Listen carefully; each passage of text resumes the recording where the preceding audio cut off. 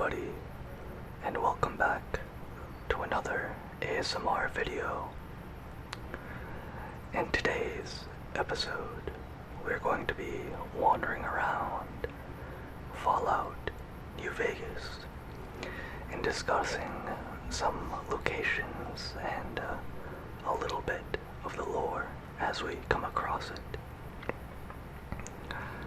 But before we get started, I want to thank everybody for tuning in, coming back to the channel after such a long hiatus.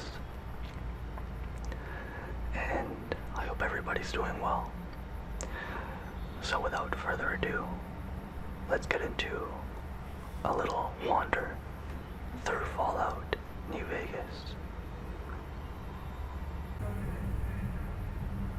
To start, we find ourselves in the small town of Good Springs. Good Springs is a small bighorner ranching town with a handful of notable inhabitants. Overall, Good Springs is little more than a small pit stop for independent caravans or even larger outfits heading up the I-15.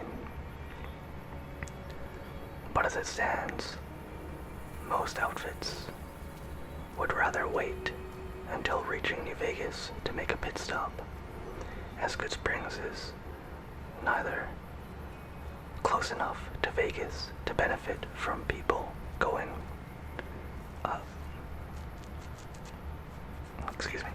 as Good Springs is neither close enough to Vegas to benefit from its citizenry coming to Good Springs, nor is it far enough away from New Vegas to benefit from caravans frequently stopping to rest and refuel. They make a meager living by ranching and subsistence farming. As mentioned earlier, the main product of Good Springs are bighorner related. Bighorners are these large, rather docile animals. When found in the wild, however, they are quite territorial. As you may have guessed, they are descended from bighorn sheep, heavily mutated and made quite a bit larger than their ancestors. Bighorners are not really good as pack animals. If you were to saddle one or load one up with provisions, they simply lie down until such time as the pack or load is taken off of them. That being said, their meat and hide is quite valuable, and the citizens of Good Springs managed to make a decent living. Good Springs is also named after its famous source or water source, a set of, springs coming out of the foothills of the Nevada, of one of many mountain ranges in Nevada. Its name stands in stark contrast to Bitter Springs. One may imagine why each town earned their respective names. This small shack we're approaching at the moment is the home of Victor. Victor is a lone Robco Securitron. Victor plays quite a crucial role in the story of Fallout New Vegas, as he is the one to dig you out of the shallow grave that Benny and his thugs put you in. Turn that radio off. But Victor himself is merely a puppet of Mr. House, in this case literally a puppet, receiving direct commands from Mr. House remotely It was under House's orders to save you and, most poignantly, the platinum chip from Benny's hands. Unfortunately, for Mr. House anyway, Victor was too late to save the platinum chip and you, so it was settled to just save you. Victor winds up following you across your journey to New Vegas, down I-15, across to Highway 95, and back up to New Vegas. You meet him a few times before meeting him in New Vegas, once in Novak, once in Boulder City, and then finally you meet him in New Vegas. I have found that you can meet him once more on the road, but I'm not too sure how likely that is. We have just entered the Good Springs schoolhouse. The schoolhouse was once used by the citizenry of Good Springs, but at some point was abandoned and subsequently taken over by giant mantises. As you can see here, even though they are indeed giant mantis, they are still relatively small compared to the player character.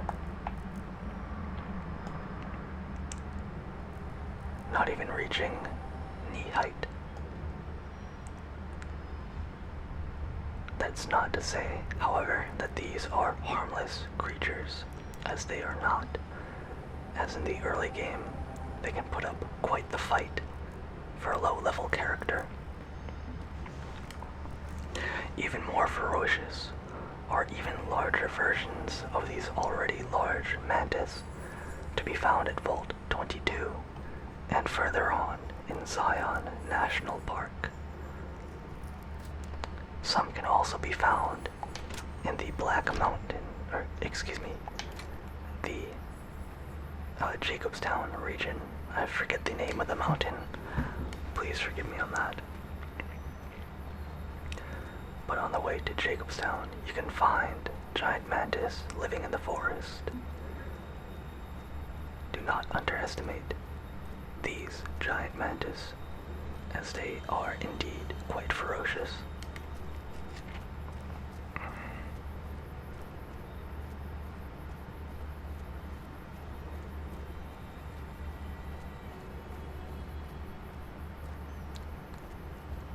As you can see, we're approaching a member of the Good Springs citizenry, hard at work in a small corn patch.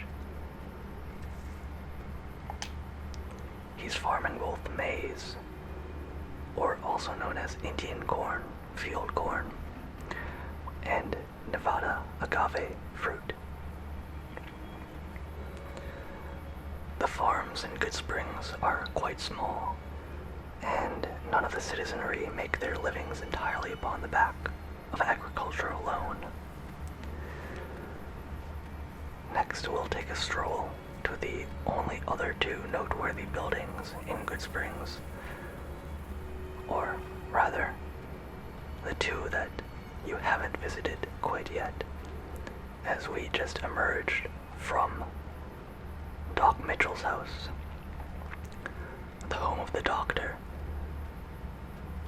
that Victor brought your near lifeless body to. How exactly the player character managed to get shot in the head and live to tell the tale is truly a mystery.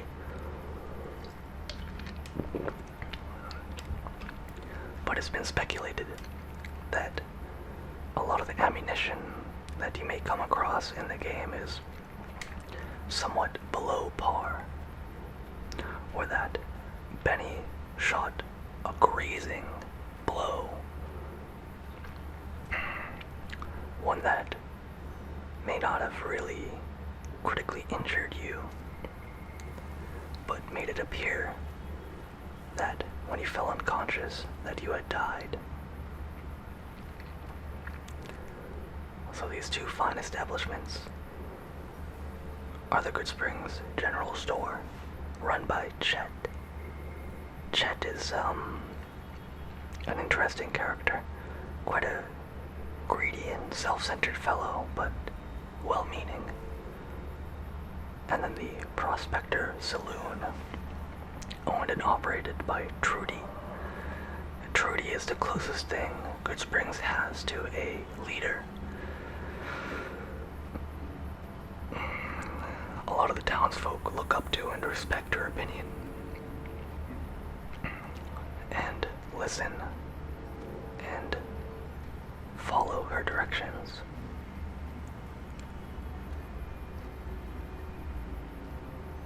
It looks like the resident retiree has not emerged from his home at this point. Normally there's a interesting fellow named Easy Pete at rest. Oh, there he is. There's Easy Pete. So named because all he does nowadays is, quote, take it easy.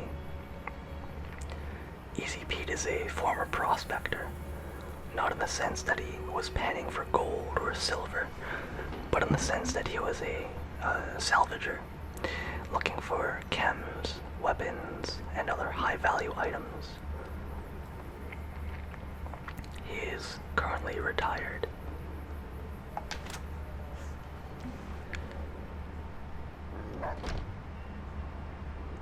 So making our way into the saloon,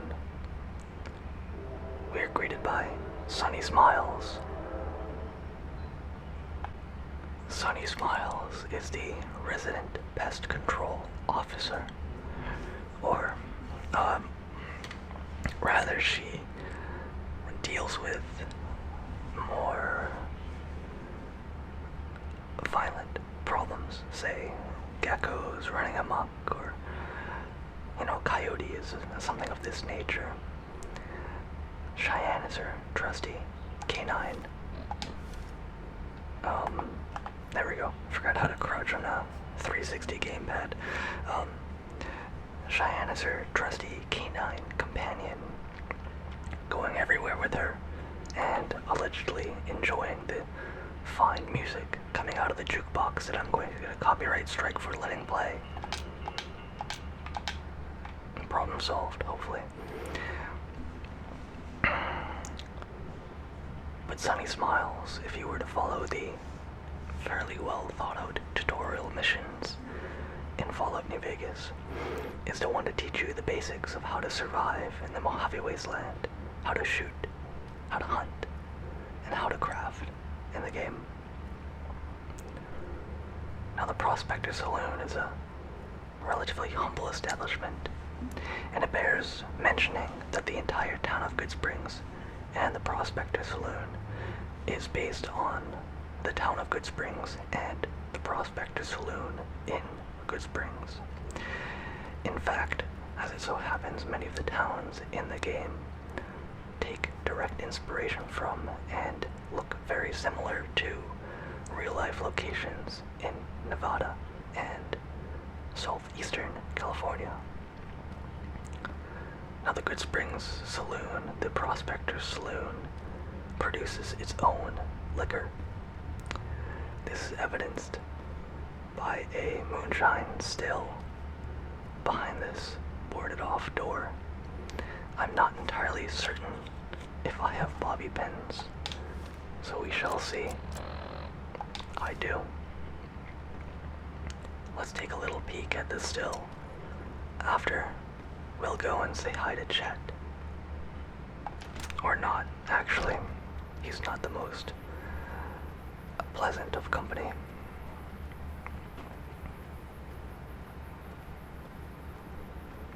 In the distance, you can see the Yangtze Memorial. The Yangtze Memorial is in dedication to those soldiers who lost their lives. Excuse me. The Yangtze Memorial is in dedication to the soldiers who lost their lives during the Yangtze campaign pre-war, this being a campaign for the Chinese mainland, as both China and the United States were at war at the time. This conflict culminating in the nuclear destruction of both countries and the world. As you can see here, this is Good Springs, state-of-the-art moonshine still. A lot of the towns in New Vegas are fairly well thought out, with sources for food, water, and other general supplies being depicted in-game, lending to a fairly detailed and well thought out world space.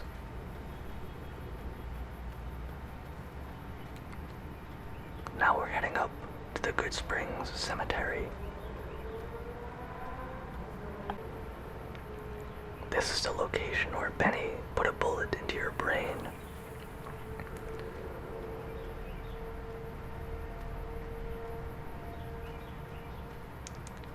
As a bit of a fun fact, if you spend enough time hanging around the graves in the cemetery, you'll be able to hear the whispers of the dead.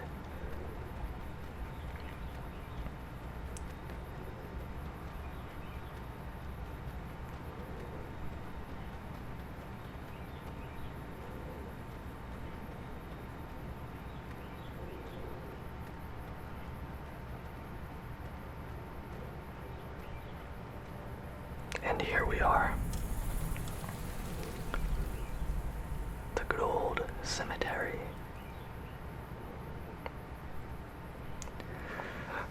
The cemetery itself commands a fairly scenic view of the surrounding area.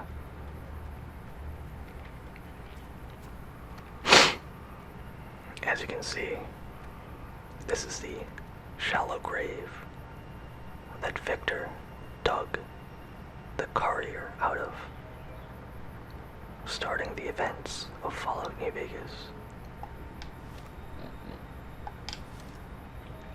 Here you're able to find the distinctive cigarette butts that Benny leaves behind during their execution.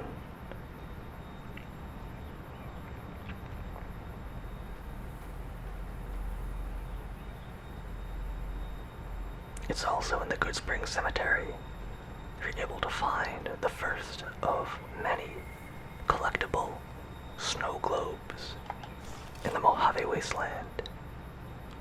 Now these snow globes fetch quite the price by a well-known collector. Where he may reside is somewhat of a mystery at the beginning of the game, but rest assured, collecting all the snow globes you're able to find is well worth the trouble.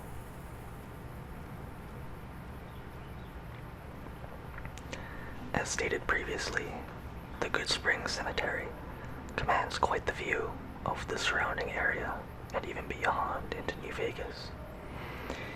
Immediately to the north, you can see a rad scorpion-infested valley. This valley is notable as it contains a clutch of rad scorpion eggs, useful in a side quest called Bleed Me Dry. These eggs will then be used by Red Lucy of the Thorn, a animal fighting arena.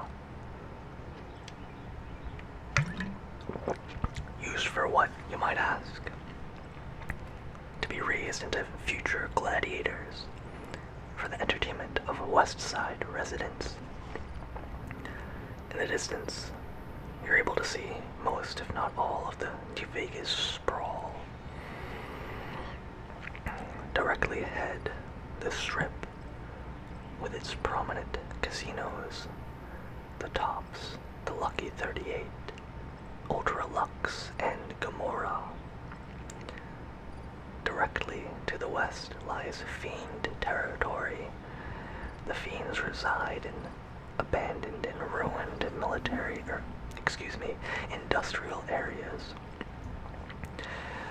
Fiends themselves are completely drug addicted and ultimately very hostile to anybody who is not also a fiend. They're led by a man named Motor Runner, holed up in the ruins of Vault 3. To the east, you can see Camp McCarran, or rather McCarran Airport. Camp McCarran is the base of most, if not all, NCR operations in the Mojave, the NCR being the New California Republic. The New California Republic was founded in Shady Sands during the events of the first Fallout game, and their presence in the Mojave Wasteland is a strategic one. They are here to challenge the Legion for possession of the Hoover Dam. The value of a hydroelectric dam in the post-apocalypse cannot be understated. And directly to the north of our position lies Bonnie Springs. Bonnie Springs is a ruined town. It is currently controlled by members of the Vipers or Jackals or whichever it may be. It's not entirely relevant, as both the Jackals and Vipers have been reduced to complete shadows of their former selves. In practice, they serve as little more than generic raiders for the player to roll over during their adventures in the wasteland. Once upon a time, however, the Jackals and Vipers were incredibly feared and dangerous gangs with large spheres of influence. The Jackals and the Vipers were bands of cannibals or cult members, respectively. Or I might have that mixed up. I can't ever really keep the two of them straight.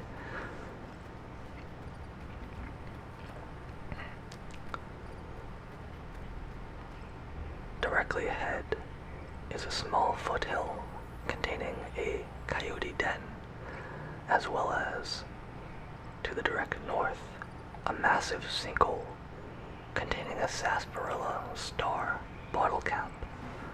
A sunset sarsaparilla star bottle cap is a regular bottle cap that has a blue star, a blue glowing star on the underside.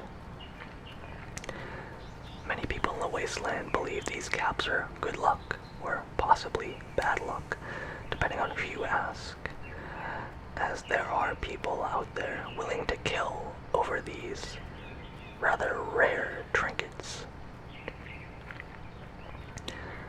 Now, the use of caps as a currency bears mentioning as well, since in this day and age, paper currency is being issued by the NCR, and gold currency is being issued by the Legion, gold and silver.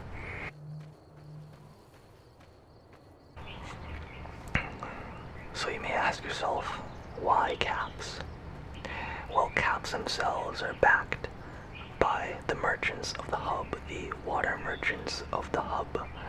Each cap is representative of a bottle of water, a standard bottle of water.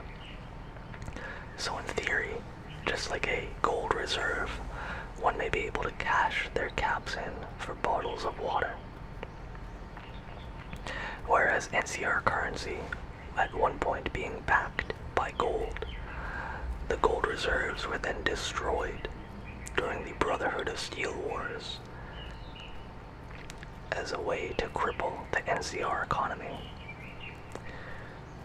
NCR currency is worth far less when converted to caps than the denominations may suggest. Legion currency is much the same, but very different. Even though the currency is actually made of precious metals, the bearing this has over how much they are worth is almost nil, as nobody generally accepts Legion money, so the conversion rate to caps is unfavorable. It is a liquidity issue, as one might say.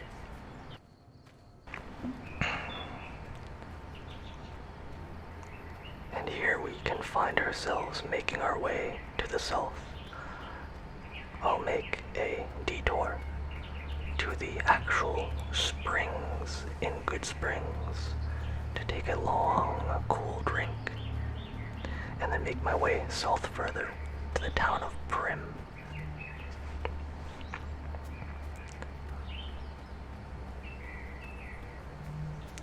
As you can see, the landscape of Fallout New Vegas is dominated by desert and arid hills. The color palette alternates between gray and brown, with small patches of green sprinkled in.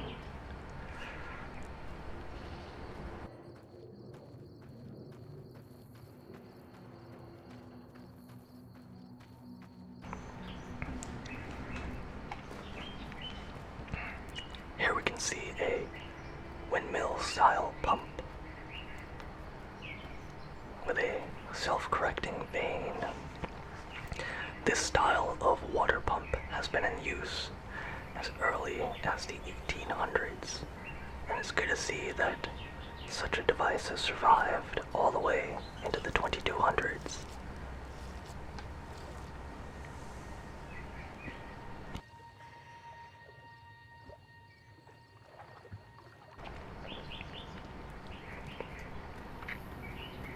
The citizens of Good Springs make their way here on a daily basis to draw water for various household tasks. That's not to say that such a trek is without danger, as the freshwater attracts geckos, who, much like the bighorners and giant mantises before them, are mutated geckos. This mutation has made them quite large and ferocious in comparison to their small and docile pre-war cousins.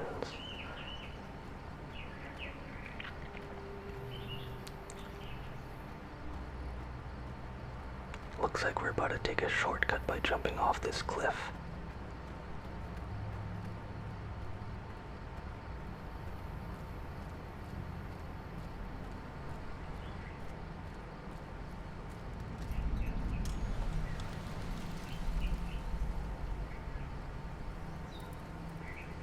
There in the distance, you can see the small town of Prim, Nevada. And let's see if I can spot a gecko.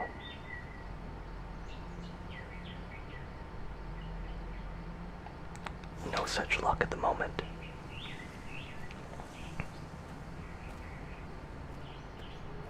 Try and land on this pile of tires here. There we are.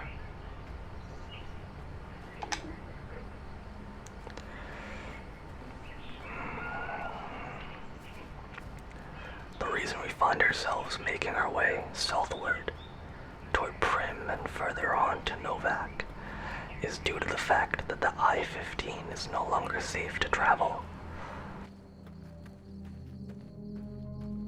Not only has a recent prison break marked a dramatic uptick of caravan raids, a lot of the wildlife toward the north has been running amok on the roads. The wildlife being highly ferocious deathclaws and cazadors. Now, while many may recognize what a deathclaw is, cazadors are gigantic mutated wasps or hornets. They are fast, they are venomous, and they are horrifying to fight. They swarm you, they poison you, they cripple you, and they kill you in a matter of seconds. Now here we are making our way to a camp occupied by said escaped convicts. The NCR utilized criminal labor in the mining of limestone to make concrete that's being shipped up and down the Colorado River to produce fortifications in response to Caesar's Legion.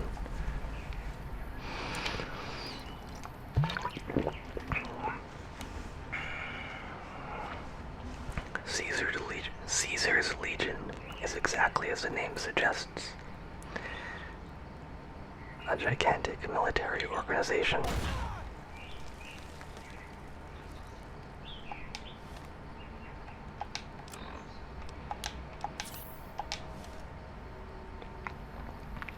Excuse me. Caesar's Legion is a gigantic military organization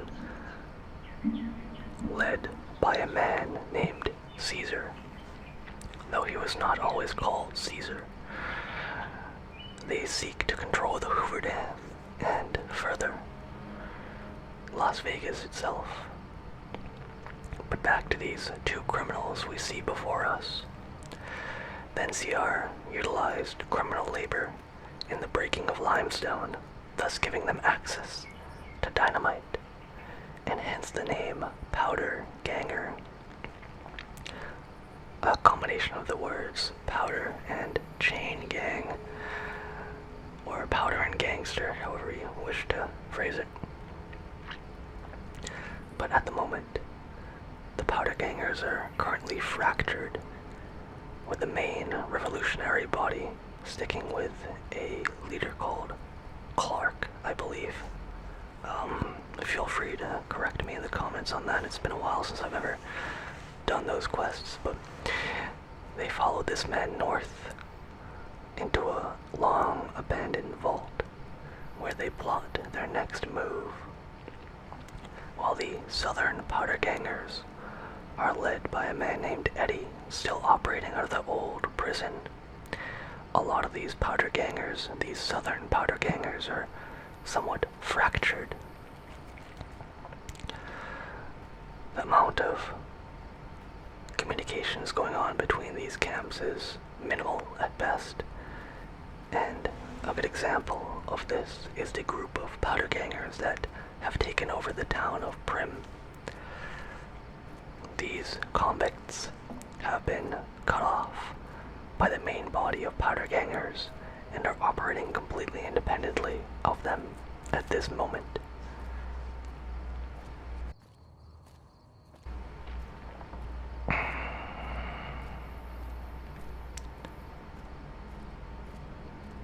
That is all to say that the powder gangers are not exactly a major player in the Mojave Wasteland. In fact, the NCR has already made plans to retake the prison, but generally speaking, without courier intervention, these plans are laid by the wayside.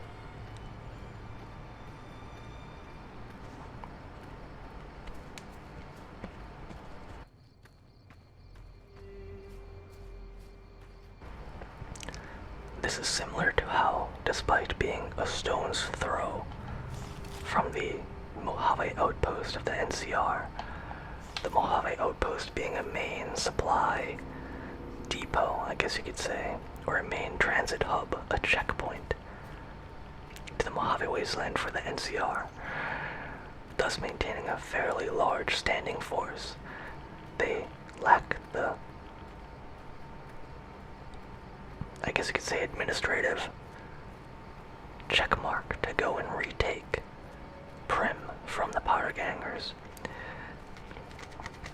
Despite the mission statement of the NCR being ostensibly to protect the citizenry of the Mojave Wasteland from forces like this,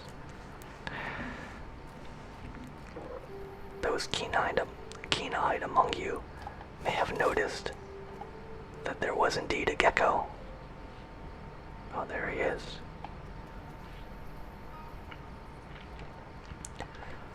As you can see, these geckos are nothing to be sneezed at. They produce nasty bites and are rather ferocious. There are larger and even more dangerous examples of geckos across the wasteland. Some that breathe fire, some that spit acid or bile at you, yet others completely gold.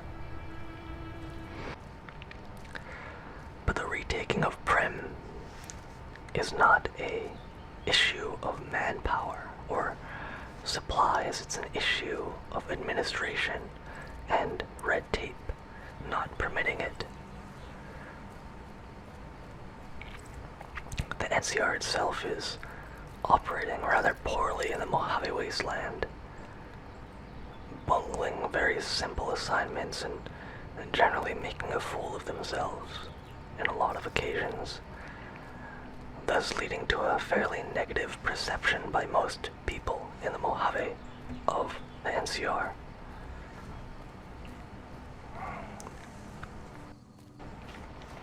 Despite all these shortcomings on their frontier, the NCR is by far the most well-equipped and, I guess you could say, stable societies in the entire wasteland, possessing a democratic central government, many large industrial businesses such as the Gunrunners, the Van Graffs, the Crimson Caravan.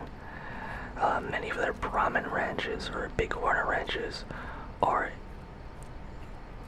I guess you could say, commercialized to a degree that a smaller civilization would not be able to allow. There is obviously political corruption and economic turmoil, but this is also to say that the NCR is advanced enough as a civilization for these to be problems. Normally this Joker warns you about the powder gangers in Prim, but I've turned off the AI detection so he can get bent.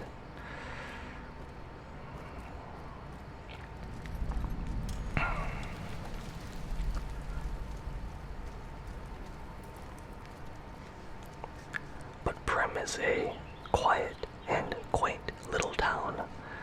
If the powder gangers weren't here, the Vicky and Vance casino would be operational. The Vicky and Vance being Prim's bread and butter when it comes to economic success. As Prim Slim puts it, Prim is either your first stop into Vegas, or you want to hit one last jackpot before you make it out. That's Prim.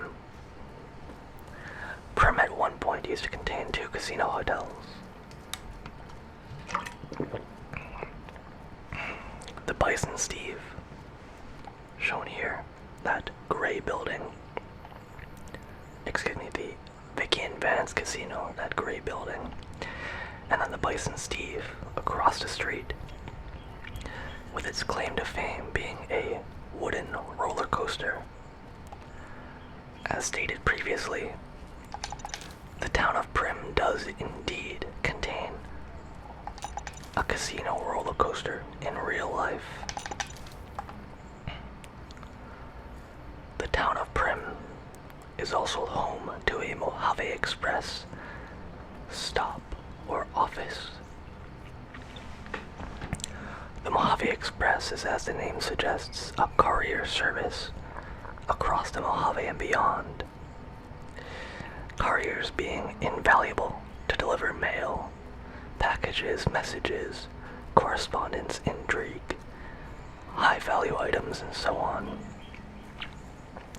This particular Mojave Express office is also the one in which you, the player character, received the platinum chip job.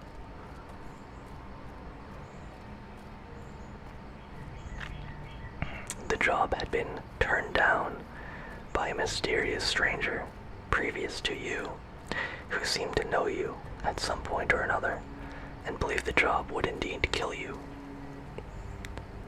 Some incredible premonition. But here you can see the iconic spinning sign of the Bison Steve Hotel. The Bison Steve is an establishment talked down by the robot inside of the Vicky and Vans casino, with him stating that the roller coaster was never built up to code, and the dealers cheat. Here you can see one of the escaped convicts.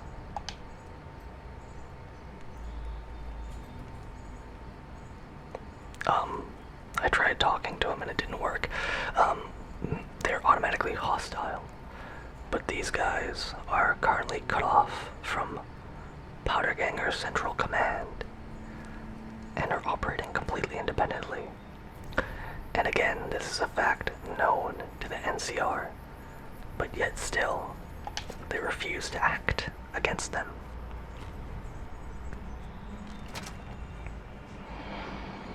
And here we are in the Vicky and Vans casino.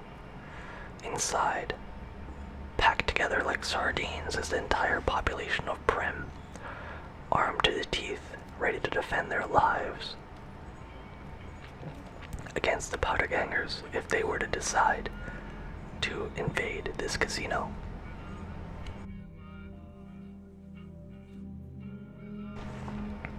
As you can see, in front of us lies a car. The death car, you could say. The car in which Vicky and Vance, notorious criminal duo, maybe the 6th or 7th most notorious criminal duo in all of history, were killed when they accidentally drove into a police crossfire between bank robbers and the Texas police.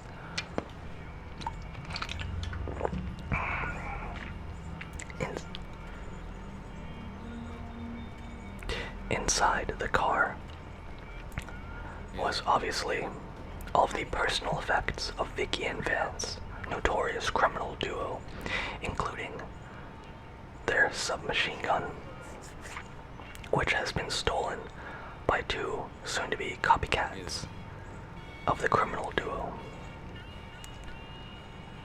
Most interestingly, in the casino you can find Prim Slim. No introduction required. To end off the video, let's talk a little bit with Mr. Prim Slim and see what he has to say about anything, I guess. Howdy, partner. Welcome to the Vicky and Vans Casino and Museum. Who are you? Prim Slim at your service. Authentic cowpoke and official spokespot of the Vicky and Vans Casino and Museum. Yeehaw! Who were Vicky and Vance? Where have you been, partner? Hiding under a rock? Vicky and Vance were this nation's 4th or maybe 5th most infamous celebrity outlaw couple ever. That's who they was. Prim Slim here can tell you the whole story, if you can spare a minute to hear the tale.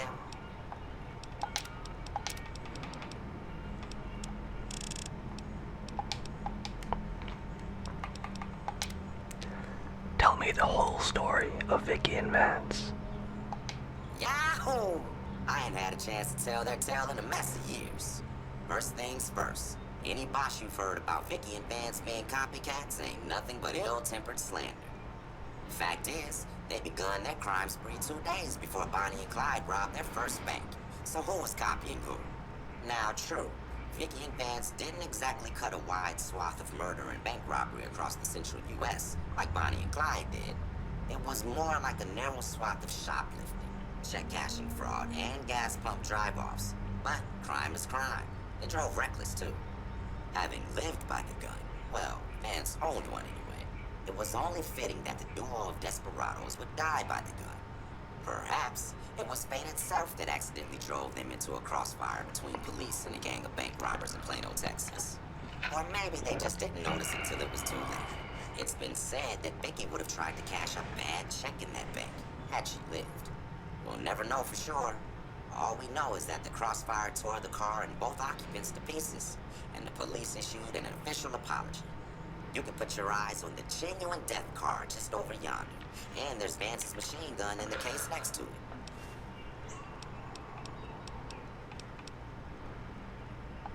Happy trails, partner.